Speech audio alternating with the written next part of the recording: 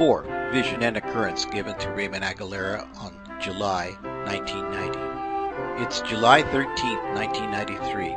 I'm going to document a vision and an occurrence that happened 3 years ago from memory, for it was never recorded on tape.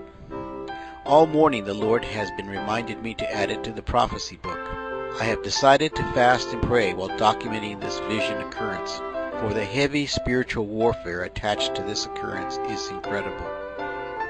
Vision and Occurrence. One afternoon while praying on my bed, I had a vision of Christ carrying a cross down the street, and I could see someone whipping him fiercely.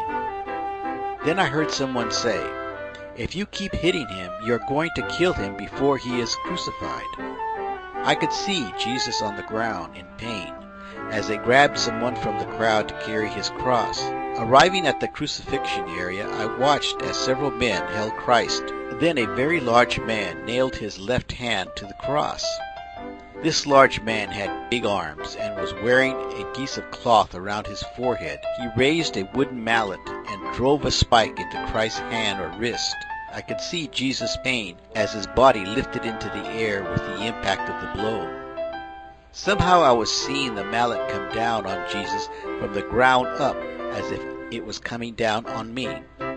I remember being in shock seeing what was happening in the spirit. Then I saw the image of the right hand being nailed from the same perspective. I could see all the force the large man used with his mallet.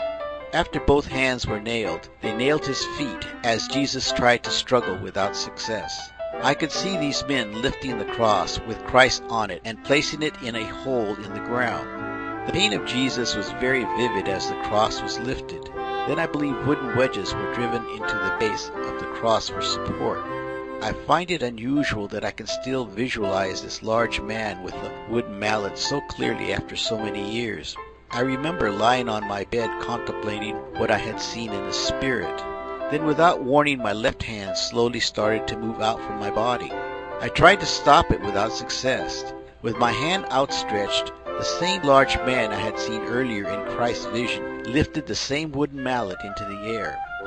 I remember trying to remove my hand as I watched the mallet go up and seeing it come down with a great force on a spiritual spike. I became hysterical and kicked and screamed and struggled to no avail. I was screaming and fighting with all the power at my disposal. There was no real pain, only the shock of not being able to move and seeing the mallet come down. Then the man reappeared and my right hand started to move out from my body. I fought it the best I could without success, and it was also spiked. I found my arms extended and pinned to the top of the bed, and I felt completely helpless. Then my legs started to come together. I struggled as hard as I could, but it was no use, for the same man reappeared again with the same results. Next, the cross with me on it was erected and secured to the ground. I could see myself among thousands upon thousands of people that had been crucified on crosses. These hills were literally covered with crosses.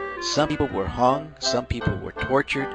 Most were on crosses, but some had been hung or tortured. It was like a massive graveyard of crosses.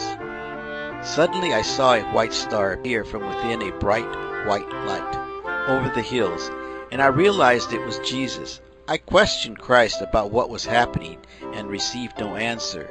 Then I sensed and saw what appeared to be a black void that went nowhere to the left of me but behind me. I started immediately telling Christ that this wasn't the right spot for me.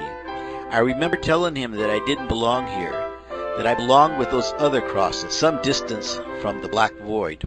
But Christ would not say a word. He just remained over this hill and watched me. I pleaded and I pleaded with him. He just remained over this hill in complete silence. Then approximately 20 minutes later, Christ said, "The people on the crosses are the people that were crucified for me through the ages." This whole occurrence was just overwhelming. I just waited and waited. Then after about 20 minutes, other visions started to appear before my eyes. I'm not going to document the other vision because the Lord didn't tell me to. So that's where I'll leave this vision and occurrence. Over.